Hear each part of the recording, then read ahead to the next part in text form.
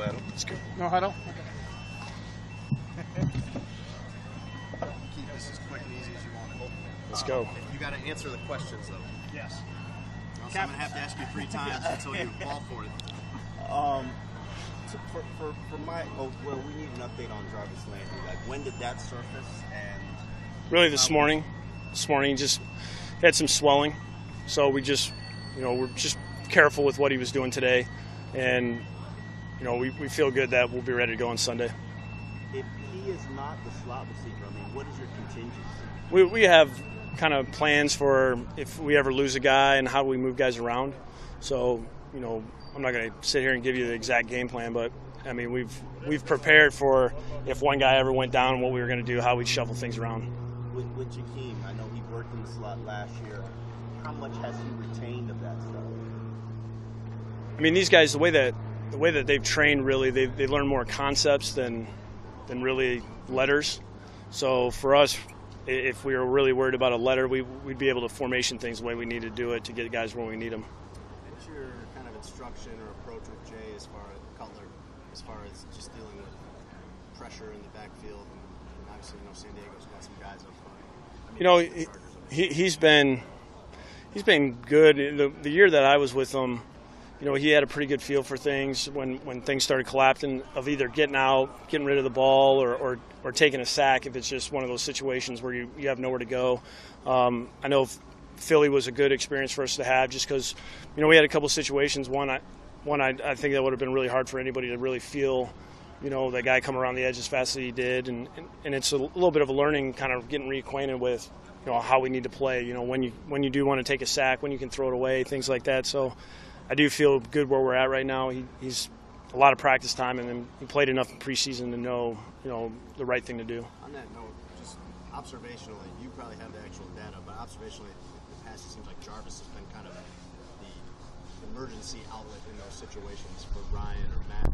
Is that a relationship that you kind of see already with Jay, even though he hasn't been in there in a lot of games? It's hard for me to say just one guy right now. I feel like the ball's been spread out so much. I think, this year, the way that we've kind of structured it, we're kind of moving guys around a lot, spreading the ball out quite a bit to where, all these guys are on different levels. I think we've used Jarvis down the field a little more this year than what we have in the past, or at least last year what we did. And, we're trying to, give guys opportunities at all levels of the field. And, if he's underneath, he'll flash, but it could be a different guy, from play to play.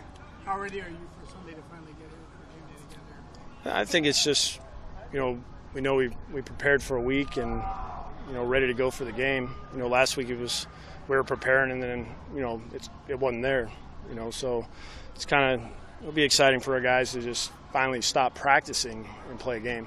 You have obviously a lot of moving parts to make these practices happen. Has there ever been a request to Joe for the guys who are not able to meet? No.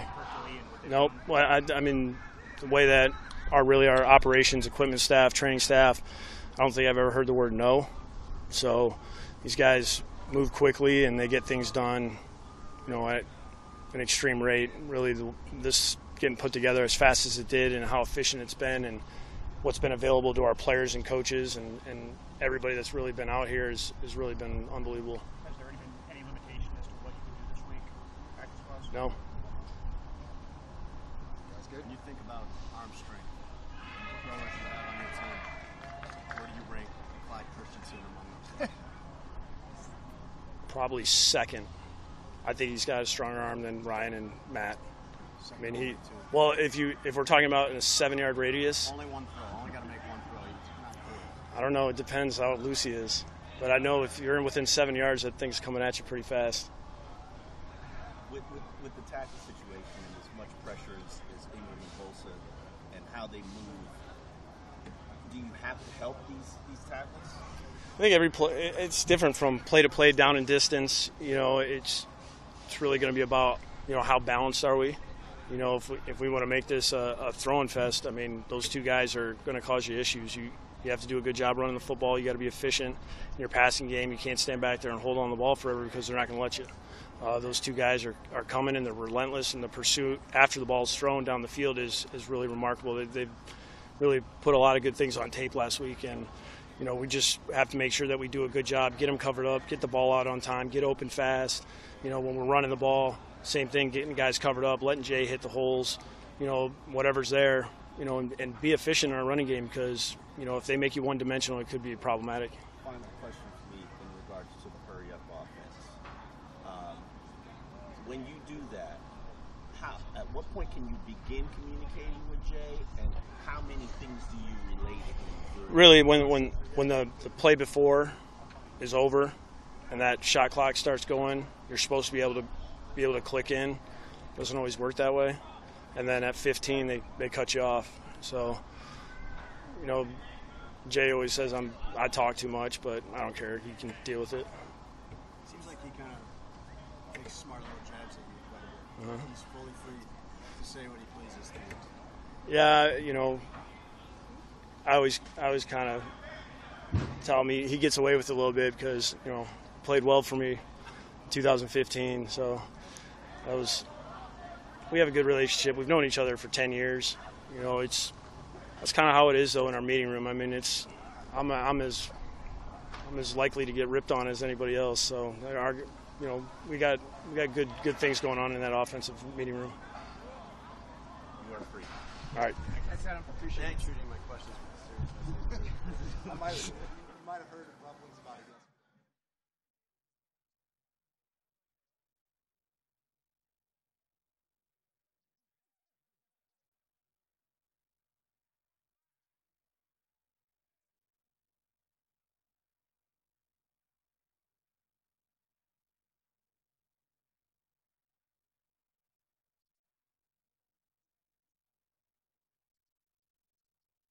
You got all your affairs in order, and now your mind's on football, and it's time to go play. What do you imagine it's going to be like playing in the 27,000 seat stadium? I don't. To be honest, I've never really noticed, stadium size as far as once you get on the field. When you're warming up, you look around and they're cheering or telling you how terrible you are. But once the game gets going, it's about the guy across from you, the guys next to you, and getting your job done. So, actually, until you said that, I didn't even realize the size of the stadium, and really didn't care if it's 100,000, which Penn State we play in front of all the time, or 27,000. It doesn't matter.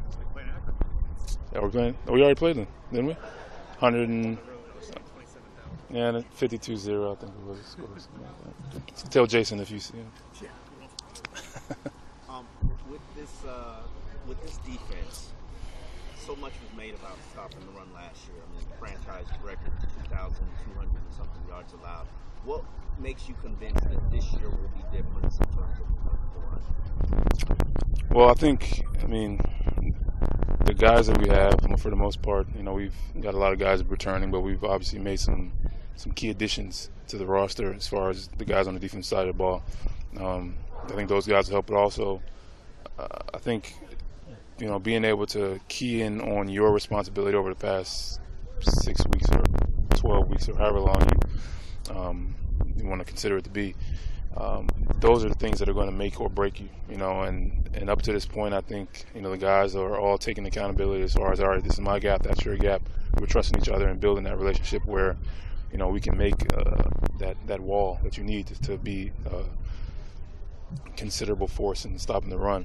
But to be honest, that's all on paper, that's all in practice. We got to go out there and we got to do it on Sunday. And until that happens, I can't say, either way. It's that put up or shut up. Show me better than I can tell you type of thing. When you look at the talent on this team, where does this compare you going into the season? Well, I try to be neutral every year, every season. We've had lots of teams, talent-wise and on paper. But it's always on paper. Paper has never won a football game, nor has it lost one. It's always the players, it's always the plays, and again, until you're out there with live bullets, all of that OTAs and paper and who's did what last year and the year before, really it doesn't matter because they don't care how many Pro Bowls you went to, they don't care how many interceptions you had. They're trying to beat you right now. And are you going to play today to the best of your ability to help the team win? And if not, then you're going to be on the bad side of things. So, again, all the talent and all the the coaching staff and all the facilities in the world doesn't win a game. You got to go out there and do your job. So, I mean, that's to be seen. But I am confident in my guys, and I'm confident in this roster. So, I wouldn't expect anything but.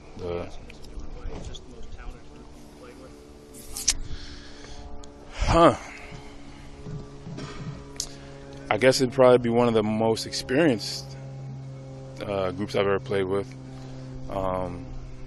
It's definitely up there as far as the talent level. I'm in here going through my years of all kind of one big mush, but it's definitely up there. But I've been on some really talented teams, and obviously we haven't had success in the past. So last year was my first playoff experience. So was last year the most talented? I don't know, but it was the most successful. So I think, are those two correlated in football? Probably not the same as other sports, as far as all-star roster and winning the big show. But I think here it's team, not necessarily talent. Talent obviously helps, of course, but I think that team is going to get you farther than a bunch of Pro Bowlers that aren't together. Cam, once you got on the field out here, other than the weather being not as humid, did you notice any difference from you were practicing in South Florida? Well, the weather's hard to ignore. It's hard to miss. It's nice. I'm wearing sleeves, which is not happening in Florida, I can assure you. But other than that, it's football.